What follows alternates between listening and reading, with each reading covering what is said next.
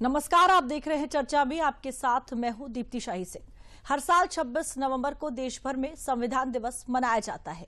ये वही ऐतिहासिक दिन है जब 1949 में संविधान सभा ने भारत के संविधान को औपचारिक रूप से अपनाया था। हालांकि संविधान 26 जनवरी 1950 को पूरी तरह लागू हुआ और भारत एक गणराज्य बना।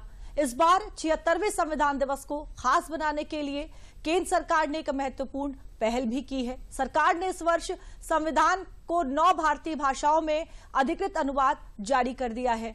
इस कार्यक्रम में आपको बताते चले, राष्ट्रपति द्रौपदी मुर्मू, उपराष्ट्रपति सीपी राधाकृष्णन, प्रधानमंत्री नरेंद्र मोदी, लोकसभा अध्यक्ष ओम बिरला और दोनों सदनों के जो तमाम सांसद हैं और दिल्ली के स्थित विभिन्न जो देशों के राजनयिक हैं वो मौजूद रहे। एक भव्य तरीके से संसद भवन में इस कार्यक्रम को आज मनाया गया। पूरा देश आज संविधान दिवस मना रहा है, लेकिन संविधान की क्या अहमियत है, क्या वो महत्वपूर्ण चीजें हैं संविधान से जुड़ी हुई, और आखिर कैसे इन बीते 76 सालों में संविधान ने देश को एक बड़ी जो मजबूती दी है, उन तमाम मुद्दों को लेकर आज बात हुई और आज चर्चा में भी इसी को लेकर बात करेंगे। लेकिन जरा आपको पहले आज के दिन की कुछ बड़ी तस्वीरें दिखा देते हैं, किस तरह से आज संसद भवन में इस बड़े दिन को मनाया गया। राष्ट्रपति द्रौपदी मुर्मू, प्रधानमंत्री नरेंद्र मोदी, तमाम देश के जो नेता हैं, सांसद हैं, वो वहां पर मौजूद रहे। 4 बड़ी तस्वीरें जरा एक बार देख लीजिए। संसद में संविधान की जो प्रस्तावना है वो पढ़ी गई, उससे शुरुआत की गई। कहते हैं कि सोल ऑफ कॉन्स्टिट्यूशन होता है ये, उसको आज वहां पर पढ़ा गया। राष्ट्रपति, उपराष्ट्रपति और प्रधानमंत्री और तमाम जो सांसद थे वो वहां पर आज मौजूद रहे। तीसरी बड़ी तस्वीर देखिए, राहुल गांधी भी संविधान दिवस आयोजन में शामिल हुए और यूपी के सीएम योगी आदित्यनाथ ने भी आज जो संविधान दिवस है वो मनाया। तमाम जो नेतागण वो वहां पर मौजूद रहे। जरा आपको एक और बड़ी तस्वीर दिखा देते हैं, क्योंकि पूरे देश में संविधान दिवस मनाया जा रहा है, तो अलग अलग राज्यों में आज जो तमाम जो सीएम रहे उन्होंने आज इस दिन को मनाया भव्य तरीके से। और जाहिर तौर पर संविधान से जुड़ी हुई जो तमाम बड़ी बातें हैं, क्या महत्व है संविधान का, उसको लेकर जिक्र किया गया। कैसे बीते 75 सालों की जब हम बात करते हैं तो एक बड़ा जो बदलाव है वो देखने को मिला। 3 बड़ी तस्वीरें जरा देख लीजिए। नायब सिंह सैनी है, उन्होंने श्रद्धांजलि दी। विष्णुदेव साय छत्तीसगढ़ के मुख्यमंत्री, उन्होंने अंबेडकर की प्रतिमा पर माल्यार्पण किया। साथ ही साथ भूपेंद्र पटेल ने पुष्पांजलि समर्पित की। यानी पूरे देश भर में आज जो संविधान दिवस है वो मनाया गया और इसी को लेकर आज चर्चा में भी बात करेंगे। हमारे साथ कुछ खास मेहमान भी जुड़ रहे हैं, तो चर्चा में आज संविधान दिवस को लेकर बात करेंगे। मेरे साथ कुछ खास मेहमान जुड़ गए हैं। सबसे पहले उनसे आपका परिचय करा दूं। मेरे साथ स्टूडियो में मौजूद हैं चंद्रभूषण पांडे जी, आप रिटायर्ड जज हैं। साथ ही साथ प्रिंस लेनिन जी हैं, एडवोकेट हैं हाईकोर्ट में, और साथ ही साथ रुद्र प्रताप दुबे जी भी हमारे साथ जुड़ेंगे, राजनीतिक विश्लेषक है। नमस्कार, आप सभी का बहुत बहुत स्वागत है चर्चा में। चंद्रभूषण जी, कैसे देखते हैं आज के इस दिन को? 76वां संविधान दिवस आज मनाया जा रहा है। ये तो बहुत महत्वपूर्ण दिवस है और ख़ास करके ये है कि अगर इसके पृष्ठभूमि में आप जाइए तो भारत का इतना बड़ा देश था और वो लोकतांत्रिक देश था और लोकतंत्र के रूप में एक तरह से नए रूप में पदार्पण उसका हुआ था, तो उसका संविधान बनाना कोई आसान काम नहीं था, क्योंकि भारत में बड़ी विशालता है, बड़ा विविधता है, तमाम भाषाएं हैं, तमाम लोग हैं, असल धर्म के लोग हैं। तो उसके बाद 2 साल 11 महीने की पूरी संविधान सभा ने उस पूरे 2 साल 11 महीना प्रक्रिया पूरा करके आज जो है 26 नवंबर को 1949 को जब उन्होंने बनाया, अडॉप्ट किया, पूरा करके अडॉप्ट कर लिया कि भारत के लोग इस संविधान को अंग्रित करते हैं, तो उस दृष्टि से आप देखें तो कितना बड़ा महत्वपूर्ण चीज़ है कि, और ये एक तरह से मतलब संविधान को कहिए कि जो मौलिक कानून है देश का, जिसमें कि पूरा देश के भविष्य उस पर चलने वाला है, तो उसको सब लोगों ने बनाया। और बाबा साहब अम्बेडकर ने कम से कम उनकी एक बहुत बड़ी ये भूमिका थी कि इस पूरे संविधान को बनाने में और इसमें आम सहमति पैदा करने में जो उनको और इसको पास कराने में जो उन्होंने भूमिका निभाई, तो एक बड़ा दिन है आज निश्चित रूप से। बिल्कुल। प्रिंस लेनिन जी कहते हैं कि जिस देश में कम कानून होंगे वहां की जो व्यवस्था है वो भी ठीक होगी, देश जो है वो मजबूत होगा। बीते कुछ सालों में जिस तरीके से जो एक बड़ा मकड़जाल था तमाम कानूनों का, उसको कम किया गया। क्या आपको लगता है कि इसने भी संविधान की बात करें, लोकतंत्र की बात करें, उससे भी एक बड़ी मजबूती दी है? देखिए, जो भी हमारे देश का जो कानून है उसका बुनियाद जो आती है, हर एक की जो कसौटी है वो संविधान है जी। संविधान की कसौटी पे जो कानून खरा उतरता है उसको अदालत मानती है, उसको रिकॉग्निशन मिलता है, और अगर कोई कानून जो संविधान की कसौटी पे खरा नहीं उतरता है तो उसको रद्द कर देती है। तो हमारे देश में संविधान का क्या महत्व है ये हमने दशकों में अब देख चुके हैं कि एक के बाद एक इसी संविधान की बदौलत इस देश के नागरिकों के कितने अधिकारों की लड़ाइयां लड़ी गई हैं, उनको कितने अधिकार मिले हैं।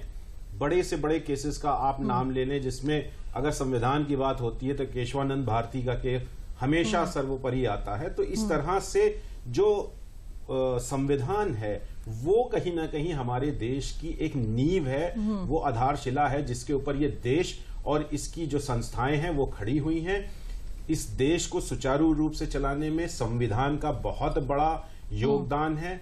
इस संविधान को जिस तरह से तैयार करने में 2 साल 11 महीने 18 दिन तक की जो कवायद चली, उसके बाद जो हमें चीजें मिली हैं उससे कहीं ना कहीं इस देश के जो देशवासी हैं, अक्सर आपने देखा होगा कि किसी न किसी के साथ अन्याय होता रहता है कहीं ना कहीं देश के किसी कोने पे, वो उसके पास एक ही ऑप्शन रहता है कि वो न्यायालय की शरण में जाता है और न्यायालय उस व्यक्ति के संवैधानिक अधिकारों की रक्षा करते हुए उसको उचित रिलीफ देता है। तो हमारे देश में जो आज का दिन है, जो संविधान दिवस, जो 2015 से इसको मनाने की कवायद शुरू हो चुकी है भारत सरकार के द्वारा, वो कहीं ना कहीं लोगों में और जागरूकता पैदा करेगी और हर देशवासी को अपने संविधान के संबंध में, अपने संवैधानिक अधिकारों के साथ साथ दायित्वों का भी अच्छे से पालन करना चाहिए। बिल्कुल। हमारे साथ रूप प्रताप जी भी। रूप प्रताप जी, आपसे सवाल लूंगी, लेकिन जरा पहले प्रधानमंत्री नरेंद्र मोदी ने आज सुबह अपने सोशल मीडिया अकाउंट पर कई पोस्ट भी की है इसको लेकर। उन्होंने देश के नाम एक चिट्ठी भी लिखी, किस तरीके से संविधान को मजबूत बनाने की बात कही, लोगों से आगे आने की बात कही, क्या कुछ अपने उस चिट्ठी में उन्होंने संदेश दिया है। संविधान दिवस पर हम अपने संविधान निर्माताओं को श्रद्धांजलि अर्पित करते हैं। उनकी दूरदर्शिता और दूरदर्शिता हमें एक विकसित भारत के निर्माण के लिए निरंतर प्रेरित करती है। प्रधानमंत्री नरेंद्र मोदी ने सीधे तौर पर कहा कि आज का जो दिन है वो मानवीय गरिमा, समानता, स्वतंत्रता को सर्वोच्च महत्व देता है। यह हमें अधिकारों से सशक्त बनाने के साथ साथ हमें नागरिक के रूप में हमारे कर्तव्यों की भी याद दिलाता है। यानी कि सिर्फ हमारे राइट्स नहीं, सिर्फ हमारे अधिकार नहीं, बल्कि हमारे जो कर्तव्य हैं, जो हमारी ड्यूटीज हैं, उसके बारे में भी प्रधानमंत्री नरेंद्र मोदी ने जिक्र किया। अपने इस लंबे संदेश में उन्होंने बताया कि कैसे जो हमारा संविधान है उसने हमारे देश को एक बड़ी जो मजबूती है वो प्रदान की है। साथ ही साथ आपको बताते चले कि जब आज शुरुआत हुई ये दिन मनाने की, संसद में सब इकट्ठे हुए, तो प्रीएम्बल ऑफ कॉन्स्टिट्यूशन यानी प्रस्तावना, जिसे कहा जाता है कि आत्मा है वो संविधान की, उसको पढ़ते हुए शुरुआत की गई। एक बार जरा आपको वो भी सुनवा देते हैं किस तरह से प्रस्तावना को सबने मिलकर एक साथ वहां पर पढ़ा। एक बार आपको सुनवा देते हैं। हम भारत के लोग भारत को एक संपूर्ण प्रभुत्व संपन्न, सामाजिक, पंथनिरपेक्ष, लोकतंत्रात्मक,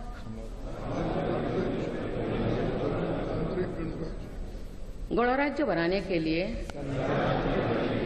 तथा उसके समस्त नागरिकों को सामाजिक, आर्थिक और राजनैतिक न्याय, विचार, अभिव्यक्ति, विश्वास, धर्म और उपासना की स्वतंत्रता, प्रतिष्ठा और अवसर की क्षमता प्राप्त कराने के लिए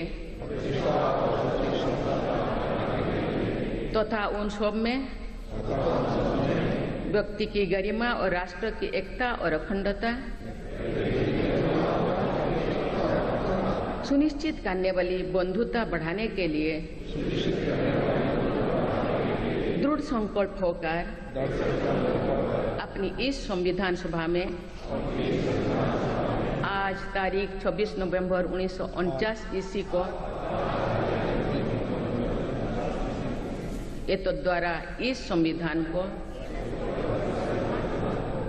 अंगीकृत, अधिनियमित और आत्मार्पित करते हैं।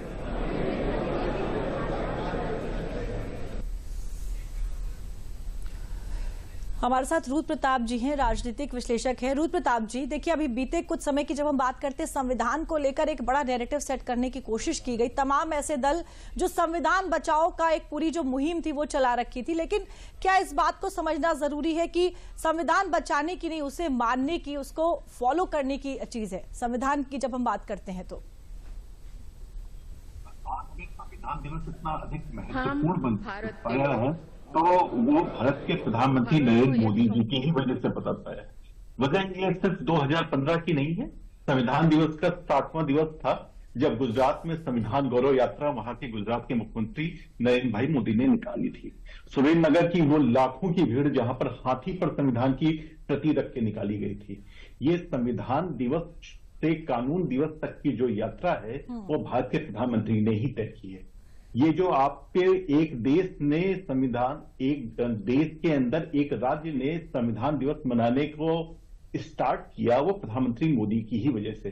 कश्मीर में आपको याद होगा 2 झंडे चलते थे, 2 निशान चलते थे, 2 विधान चलते थे। प्रधानमंत्री मोदी और केंद्र सरकार के जज्बे के बाद वहां पर भी संविधान दिवस मनाने की प्रक्रिया आरंभ हुई। देखिए, प्रधानमंत्री मोदी की संवेदनशीलता संविधान दिवस को लेकर सर्वोपरि है। वो हर बात में, हर भाषणों में संविधान का जिक्र करते हैं, उससे प्रदत्त अधिकारों के कर्तव्यों का जिक्र करते हैं। और आज अपने पत्र में जिस तरीके से उन्होंने लिखा कि एक गरीब घर का व्यक्ति अगर भारत का प्रधानमंत्री बन सकता है तो इसके पीछे वही ताकत है। हमने प्रधानमंत्री मोदी को 2014 में भी देखा है कि कैसे संसद भवन में चढ़ने से पहले उन्होंने सीढ़ियों को प्रणाम किया था। तो एक संविधान को लेकर उनका लगाव आप देखें, मन की बात की अब तक के एपिसोड में 36 ऐसे एपिसोड हैं जिसमें उन्होंने संविधान पढ़ने के लिए प्रेरित किया है, संविधान दिवस मनाने के लिए प्रेरित किया। परीक्षा पे चर्चा के दौरान आप देखिए, बच्चों से जब वो बात करते हैं तो कहते हैं अगर भारत को जानना है, भारतीयता को जानना है तो पहले कॉन्स्टिट्यूशन को जानना शुरू कीजिए। तो आज का दिवस अगर दीप्ति जी एक दस्तावेज बनकर उभर कर आया है तो मैं मानता हूं केंद्र सरकार और प्रधानमंत्री मोदी जी के प्रयासों की वजह से ये हो पाया। आपको अनसंग हीरोज के बारे में पता होगा जिन्होंने स्वतंत्रता में एक लंबा योगदान दिया, लेकिन जो संविधान बना रहे थे वो तो ऐसे हीरोज थे जिनके नाम भी हमें पता है, लेकिन पठन पाठन न होने की दृष्टि से वो नाम पीछे छूटते चले गए। प्रोफेसर चिब्बन लाल की बहस, प्रोफेसर मुंशी की बहस, कितने शब्दों को रखा गया, परमेश्वर शब्द कैसे जोड़ा गया, कितने लंबी घंटे की चर्चा थी। जब आप इससे होकर गुजरेंगे तब आप समझ में आएगा कि भारत के स्वतंत्रता संग्राम आंदोलन से जन्म नायकों का व्यक्तित्व कितना था। और अगर भारत को जानना है तो आप संवैधानिक प्रक्रियाओं को, खासकर संविधान बनने की प्रक्रिया को समझना और जानना और पढ़ना शुरू कर दें, तब आपको भारत की महानता का पता लग जाएगा। दीप्ति जी बिल्कुल। चंद्रभूषण जी, आज संविधान दिवस मनाया जा रहा है पूरे देश में। क्या आपको लगता है कि इस तरह के जो दिन हैं युवाओं के लिए खास तौर से देश के एक बेहतर अवसर है जानने का, अपने संविधान को समझने का? नहीं, युवाओं के, हर व्यक्ति को देखिए, हर नागरिक को जानना है, क्योंकि ये संविधान प्रत्येक नागरिक के लिए है। और भारत के संविधान में तो एक इतनी बड़ी खूबसूरती है कि नागरिक के अलावा वो व्यक्ति के लिए भी लागू करता है। भले आप नागरिक नहीं हैं, लेकिन अगर व्यक्ति हैं, व्यक्ति में भी कुछ व्यक्ति तो जीवंत हैं और कुछ ऐसे भी व्यक्ति होते हैं जो कि जिसको फिक्शनल हम व्यक्ति कहते हैं मान लीजिए। तो फिक्शनल व्यक्ति मतलब एक व्यवस्था है, वो व्यक्ति के रूप में उसको मान्यता मिली जाती है, तो उसको भी मान्यता दिया है, उसको भी अधिकार मिला हुआ है। तो ये संविधान की सबसे बड़ी खूबसूरती तो यही है कि व्यक्ति को भी महत्व है और नागरिक को भी महत्व है। तो और जो अधिकार दिए गए हैं उन हर अधिकारों के बारे में कहा कि इस अधिकारों का न राज्य उसका उल्लंघन कर सकता है और न कोई व्यक्ति उसका उल्लंघन कर सकता है। तो ये बात, और उसकी रेमेडी भी दी गई, उपचार भी दिया गया। अगर कोई उल्लंघन करता है तो उसके लिए उपचार है। उपचार के लिए आप चाहे न्यायालय, हाई कोर्ट और सुप्रीम कोर्ट की व्यवस्था की, इतने उच्च स्तर के न्याय की व्यवस्था की है कि वहाँ से जाइए ताकि सीधे वहाँ पहुँचिए और अपने अधिकारों की रक्षा करिए। लेकिन आप जानते हैं कि जब ये संविधान बना तो जब अंग्रेजित किया गया तो अंतिम भाषण जो हुआ राजेंद्र प्रसाद का, जो कि संविधान सभा के अध्यक्ष थे, उन्होंने कहा कि ये संविधान कितना भी अच्छा होगा लेकिन इसकी अच्छाई और बुराई और कितना बढ़िया ढंग से लागू होगा ये आने वाली पीढ़ियों पर निर्भर करता है। तो आपने जो सवाल किया कि युवकों को ज़्यादा जानना चाहिए, तो आने वाली जो पीढ़ियां हैं जब तक वो जानेगी नहीं संविधान के बारे में, कि अच्छी तरह से नहीं जानेंगे, केवल संविधान को पढ़ लेने से आप ऐसा नहीं समझ लेंगे कि हम उसके कानून को जान के, बल्कि संविधान के आत्मा को जब तक आप नहीं जानेंगे, संविधान की नैतिकता को नहीं जानेंगे। आज जैसे प्रेम्बुल के लिए पाठ किया गया प्रस्तावना के लिए, लेकिन उससे भी बढ़ के एक चीज़ और मैं बताऊं कि संविधान के प्रेम्बुल तो उसके एक भाग है, उसका भाग है, लेकिन उसकी आत्मा तो पूरे संविधान में फैली हुई है। तो वो आत्मा क्या है? संवैधानिक नैतिकता। संवैधानिक नैतिकता मतलब कहाँ आप समझते हैं कि ये चीज़ पालन करना आवश्यक है। बिल्कुल, इसको अगर नहीं हम पालन करेंगे तो एक तरह से संविधान के मूल जो उसकी आत्मा है उसको हम नहीं पाल कर रहे। तो मूल आत्मा को जो मानने की बात है वो ये संवैधानिक नैतिकता है। उस नैतिकता को अगर आप भूल जाएंगे तो फिर संविधान के उस प्रावधानों को लागू करना न लागू करना वो कोई उसमें आप गलती कर सकते हैं। जैसे अभी देखिए कि अभी जो ये सुप्रीम कोर्ट में मामला आया ना कि आप राज्यपालों के या राष्ट्रपति कितने दिन तक बिल को रख सकते हैं अपने पास, उनको अनुमोदन देना ही देना चाहिए। वही रेफरेंस गया था, राष्ट्रपति ने भेजा था कि इसके बारे में आप बताइए। उसमें सुप्रीम कोर्ट ने यही बात कहा कि हम संवैधानिक नैतिकता के अनुरूप हमको काम करना चाहिए।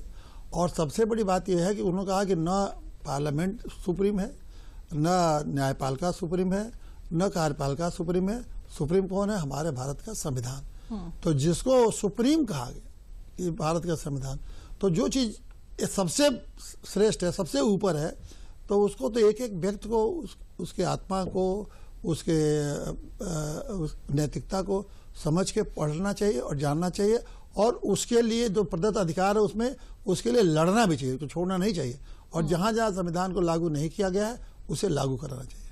बिल्कुल। प्रिंस लेनिन जी, देखिए स्टेबिलिटी की जब हम बात करते हैं, भारतीय संविधान को देखिए और जिस तरीके से आज प्रधानमंत्री नरेंद्र मोदी ने भी इसका जिक्र किया, क्या आपको लगता है कि यही जो स्टेबिलिटी है वो इसे कहीं ना कहीं अलग खड़ा करती है? और यही वजह है कि हम अपने पड़ोसी देशों को देखते हैं, खासतौर से जब हम पाकिस्तान की बात करते हैं, वो जो स्टेबिलिटी है वो लैक होती है। और शायद यही वजह है कि आज पाकिस्तान और भारत में एक जो बड़ा अंतर है वो दिखाई देता है, जिसके पीछे हमारी जो बुनियाद है, हमारा ये संविधान ही है। दीप्ति जी, ये बहुत बड़ी बात है और बहुत अहम बात है कि इस देश के संविधान के चलते जिस तरह से एक स्थायित्व मिला है इस देश को, क्योंकि आस पड़ोस के देशों में हमने देखा है कि किस तरह से उथल पुथल चलती रहती है, सत्ता को पाने के लिए लड़ाइयां रहती हैं, सरकारों को तख्ता पलट कर दिया जाता है। इन सारी चीजों को इस संविधान ने कितनी कुशाग्रता के साथ एड्रेस किया है, किस तरह से जो डिवीजन ऑफ पावर्स रखी गई हैं, जो इंडिपेंडेंस ऑफ जुडिशरी रखी। तो ये जो स्तंभ जो हमें करके इस संविधान में इनके रचयिता ने जो दिए हैं, जो जिस देश की जो आजादी की लड़ाई लड़ने वाले लोगों ने इस देश की आजादी की जो अहमियत जानते हुए इसके लिए जो उन्होंने जो कुर्बानियां जितने लोगों ने दी हैं, उसको चलते जब इस संविधान की रचना की गई थी, तो जो स्थायित्व देने की बात है वो बहुत अहम प्रश्न था। उसको बहुत अच्छे से देखा गया है और जिसके चलते आप देखें कि हमें अपने देशवासियों को कितने सरलता से जीवन यापन करने का अवसर रहता है।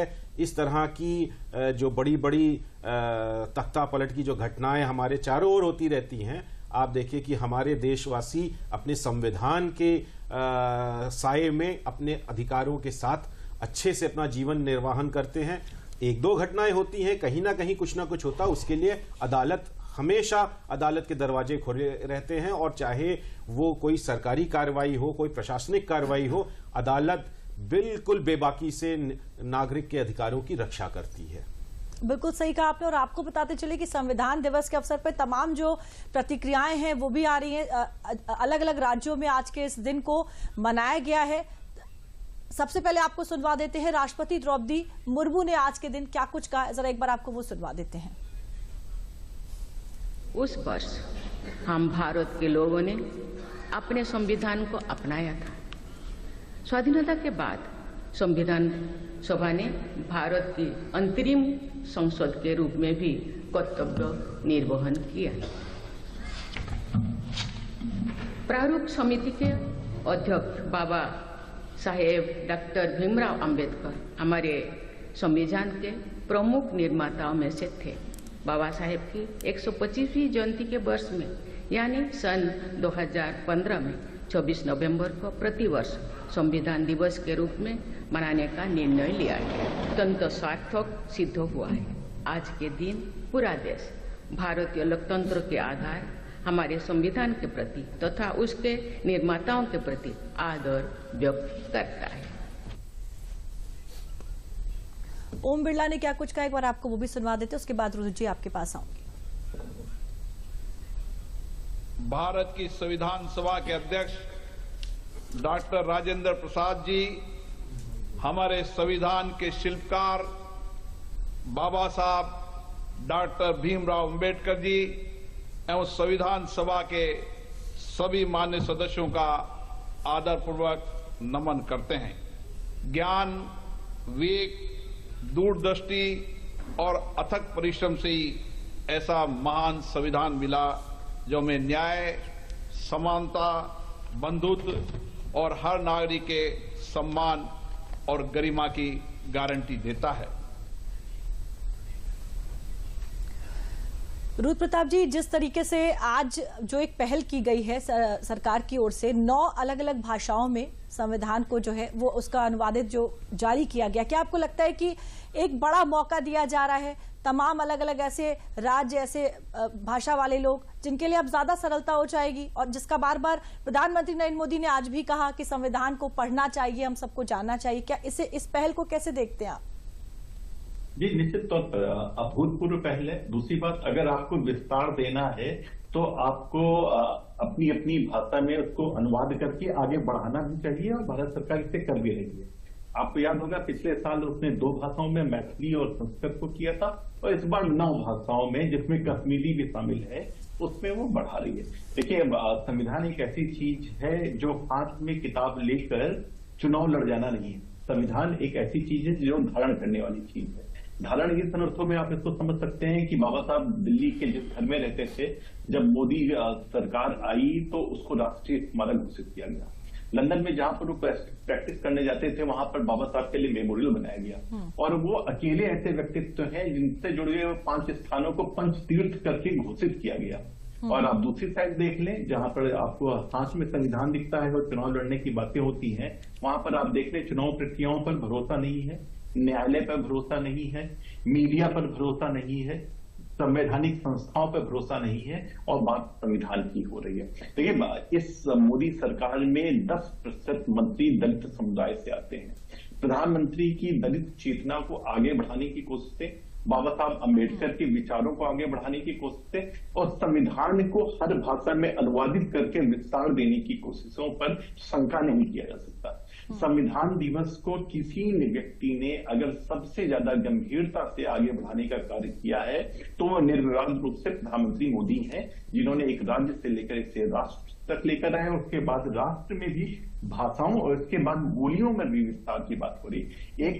एक ऐप है डीटीवी भाषाणी ऐप, जो अनुवाद करने के काम में आता है, और जब यहाँ पर कुंभ हुआ था या काशी तमिल संगम जब होता है तो उसका प्रयोग बढ़ जाता है। उस भाषाणी ऐप में संविधान की प्रतियों को डाला जा रहा है, और आप उसकी ऑडियो बुक को सुन सकती हैं अपनी अपनी बोलियों में, अपनी अपनी भाषा में। तो जब विस्तार को इन तरीकों को दिया जाए तो आप समझ जाएं कि वो संविधान को विस्तार देने में और संविधान के पठन पाठन कराने के लिए वर्तमान सरकार कितनी चिंतित है और कितनी संवेदनशील है। जी। और शायद इसीलिए 9 भाषाओं में अनुवाद करके आज इसे जारी भी किया गया है। और आपको बताते चले कि संविधान दिवस के मौके पर सीएम योगी आदित्यनाथ के साथ डिप्टी सीएम केशव प्रसाद मौर्य और डिप्टी सीएम ब्रजेश पाठक, वित्त मंत्री सुरेश खन्ना समेत यूपी कैबिनेट के कई सदस्यों ने लखनऊ में आयोजित संविधान सभा कार्यक्रम में हिस्सा लिया।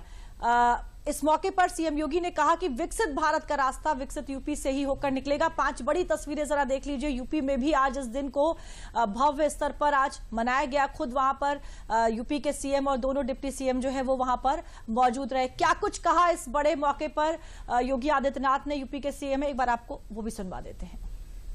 प्रधानमंत्री मोदी जी ने 2015 में संविधान दिवस के पीछे पूरे देशवासियों को इस बात के लिए प्रेरित किया था। अक्सर होता है कि हम में से हर व्यक्ति स्वतंत्र भारत का नागरिक होने के बाद स्वतंत्रता की उस वास्तविक कीमत को विस्मृत किए जा रहे हैं, क्योंकि हमने स्वाधीनता की लड़ाई को अपनी आंखों से नहीं देखा, हमने उन क्रूर यातनाओं को नहीं सहा।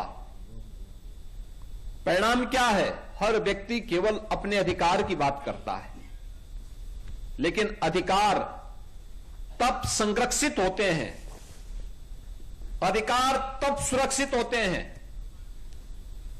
और अधिकार संपन्न कोई व्यक्ति तब होता है जब वह स्वयं अपने कर्तव्यों का निर्वहन करने की आदत डाले।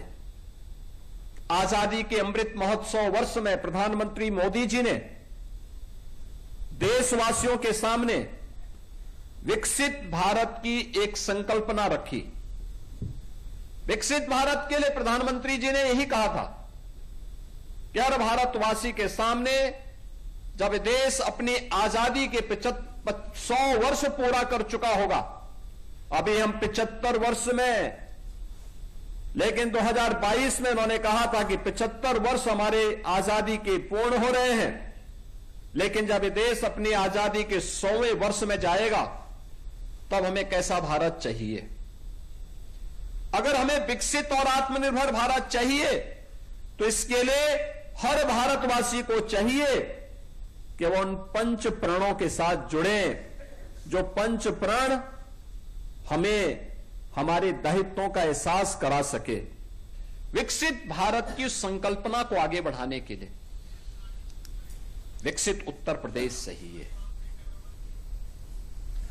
चंद्रभूषण जी, देखिए, प्रधानमंत्री नरेंद्र मोदी ने भी आज बात की कि सिर्फ अपने अधिकारों को नहीं, कर्तव्यों को भी समझना होगा, और यही बात सीएम योगी भी कह रहे थे। कैसे देखते हैं इसे आप? नहीं, ये तो सबसे महत्वपूर्ण बात है, लेकिन देखिए, मैं तो ये कहूँगा कि जो प्रस्तावना जो पढ़ा गया संसद में, अच्छा रहता कि कर्तव्यों को पढ़ा जाता। उसका आगे बिल्कुल ही प्रचार प्रसार नहीं है। प्रस्तावना तो जगह जगह पुस्तकों में भी लिखा गया है, जगह जगह उसके लोग प्रचार भी करते रहते हैं, हर मौके पर पढ़ते भी रहते हैं, लेकिन कर्तव्यों के बारे में तो कोई पढ़ता भी नहीं है, और मैं समझता हूँ कि बिल्कुल ही नहीं जानते हैं।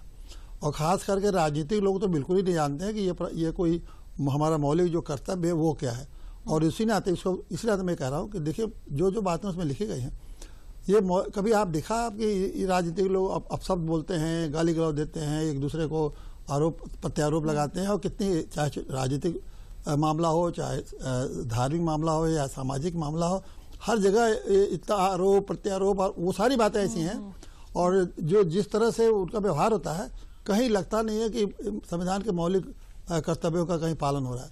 तो वो प्रधानमंत्री जी चाहते हैं कि मौलिक कर्तव्य पर ध्यान दें, लेकिन ज्यादा उसकी प्रमुखता के हिसाब से, प्रस्तावना से ज्यादा उनको उसकी प्रमुखता पर ध्यान देना चाहिए। और मैं चाहता हूँ कुछ हद तक ऐसा व्यवस्था भी करना चाहिए, कुछ दंड तो मैं नहीं कहता, लेकिन कुछ ऐसी व्यवस्था करनी चाहिए कि अगर आप मौलिक अधिकारों का पालन नहीं करते हैं तो आपको ये अधिकार नहीं रह जाएंगे, ये भी आपको प्रिविलेज नहीं रह जाएंगे, ये आपकी चीजें खत्म हो जाएंगी। तो ये अगर करते तो मैं समझता हूँ कि ज्यादा अच्छी तरह से संविधान के आज के दिन उसकी उपयोगिता को हम अच्छी तरह समझ जाते हैं। बिल्कुल सही कहा चंद्रभूषण पांडेय जी, प्रिंस लेनिन जी, रूप प्रताप दुबे जी, आप तीनों का बहुत बहुत धन्यवाद चर्चा में हमारे साथ शामिल होने के लिए। तो आज पूरा देश 76वां संविधान दिवस जो है वो मना रहा है, लेकिन जो सबसे महत्वपूर्ण बात है कि अपने अधिकारों के साथ साथ अपने कर्तव्यों को भी समझना होगा, और तभी शायद इस दिन को मनाने के जो मायने हैं वो सही तरीके से समझ आएंगे। चर्चा में मेरे साथ फिलहाल के लिए इतना ही। मुझे दीजिए इजाजत। नमस्कार।